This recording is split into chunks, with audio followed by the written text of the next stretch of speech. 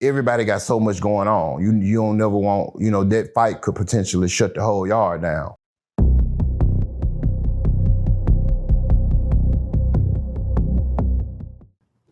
You mentioned the cars. Where does you mentioned like the Chinese, the Indians, what are those individuals who don't fit into any certain city, state? Well, where do they go?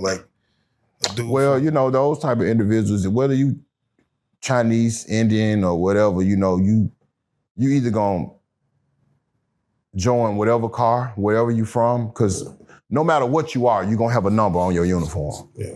And if you from Tennessee, it was 076 at the end. So if you got that 076, then you're gonna sit at the Tennessee table when we go to chow.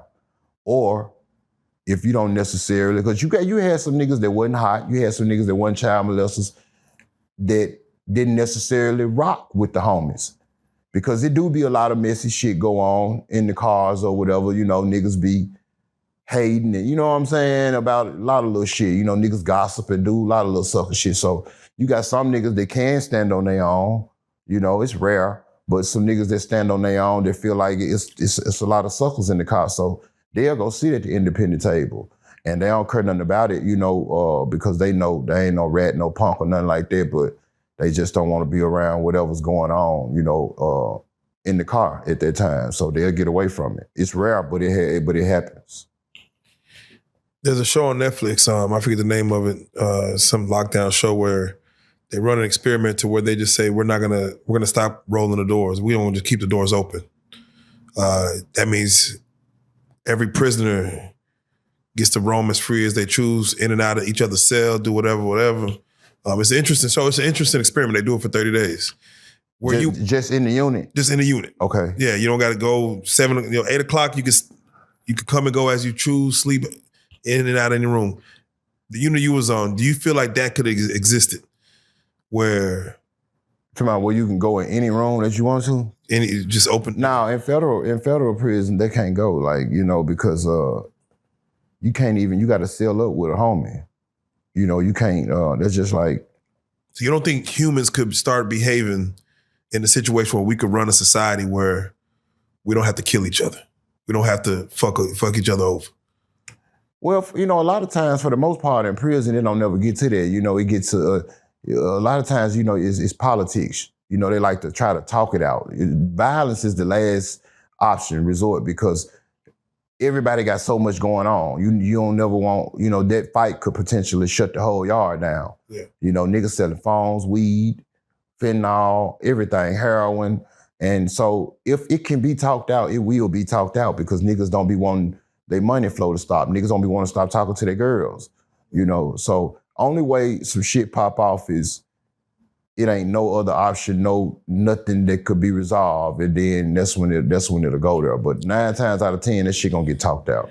When it comes to the inmate, who listens to who? Like who has, when someone speaks that it's always, it's gonna be a spokesman or over the car, or some people would be like, that's who running the car. Some spots call it a spokesman or whatever, but that person, for the most part, what they say, is law, over. Is that normally somebody up in age, somebody who's been at the unit it's somebody, longest? for the most part, it's gonna be somebody that's been there a long time. They got ranked majority of the time, they got a little age on them. Yeah. And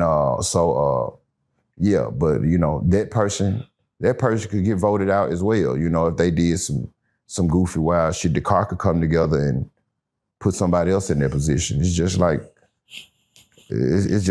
democracy, in the free world, you know what I'm saying? Yeah, president get locked up or whatever, they gonna, overnight put somebody else in that, position, an intern or some shit. There you go. Yeah.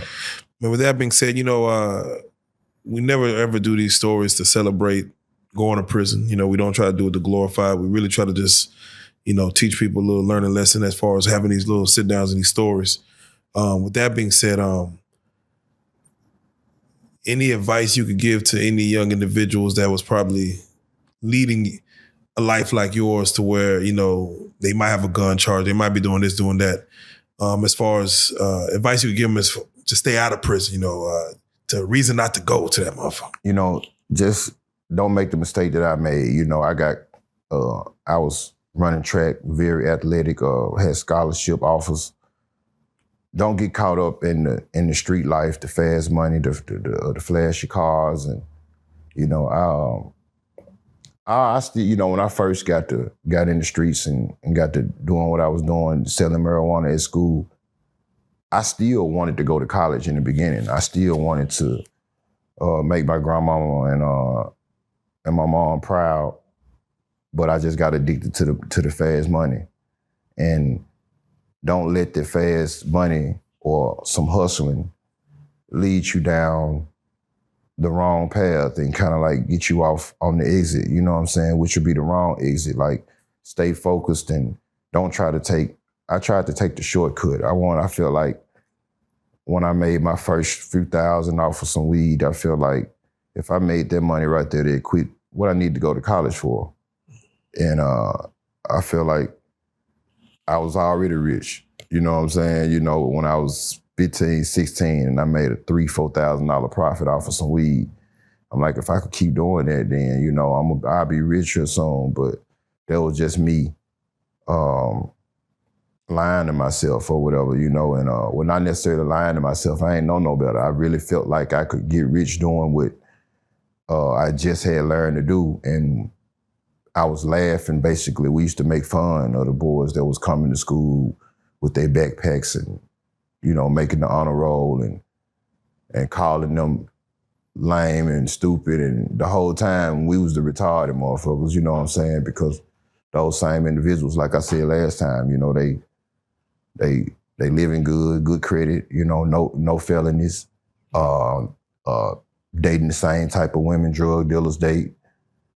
So, you know, they really winning, you know, the ones that actually take the long route and do it the long way instead of trying to do some illegal shit overnight, which gon' eventually lead you to doing it potentially for the rest of your life. Because once you get that first felony, it's gonna be pretty rough. You know what I'm saying? It's gonna kind of limit. It's gonna put a ceiling on you.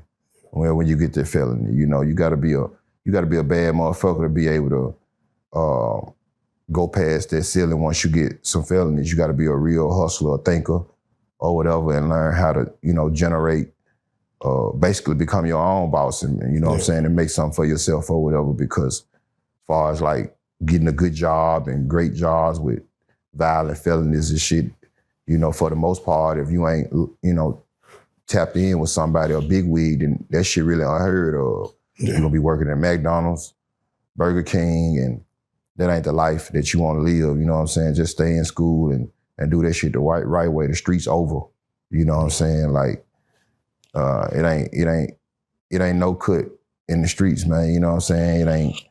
It used to be rules, it used to be, you know what I'm saying, laws and shit motherfuckers stood on and followed, but this new generation, and it ain't none of that, and it's only gonna get worse. I don't see it get no better. So if it's a little kid or somebody that's kind of like at the 50-yard line, man, you know, I advise them to, you know what I'm saying, just take a step back and rethink that shit, because that shit just look good. It ain't nothing cool about it.